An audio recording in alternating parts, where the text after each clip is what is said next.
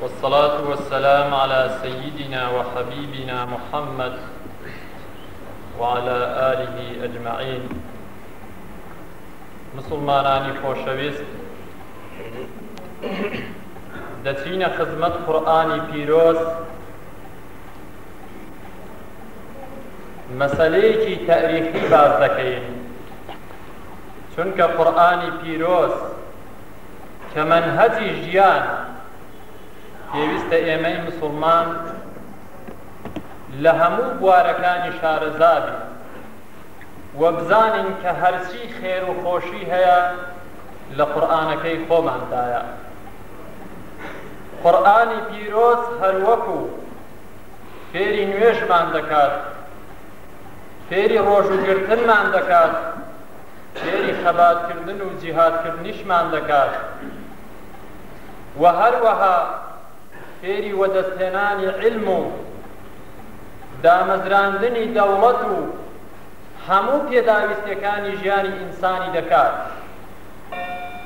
جا ئێمە ئەوڕۆ لە سوورەتی نەمل سێ ئاەتان دەخوازینەوە، دەچینە خزمەتیان کە لەو سێ ئاەتە پیرۆزانەدا خوای گەورە پێمان ڕادەگەیەنێت بەڕاستی دیموکراسیەتی ڕاستەقینە لە ئیسلامدا هەیە و بەڕاستی هەر ئیسلام ڕێگای داوە کە ئینسان ئازادانە بیر بکاتەوە، تعبیری لە ڕەئی خۆی بداتەوە، ڕەئی هەبێت.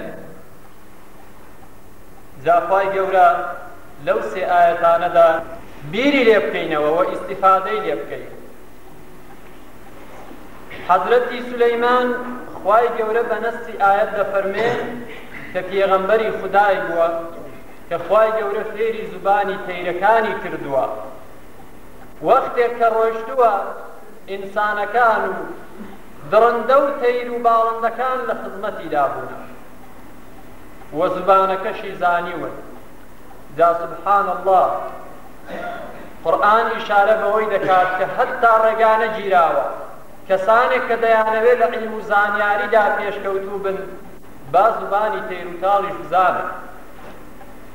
هەروەکو چۆن 1412 ساڵ پێش ئێستا قورئان باسی ئەوەمان بۆ دەکات کە دەگونجێ ئینسان چێتە سەرمانجێ، باسی ئەوەمان بۆ دەکات کە زەوی دەسووڕێ، کە دوو سوڕانەوەی هەیە، یەکیان شەو و ڕۆژانمان بۆ پێک دێنێ کە بە دەوری خۆیدا دەسووڕێتەوە، ئەویدی چوار فەسڵەکان کە بە دەوری ڕۆژێدا دەسووڕێتەوە.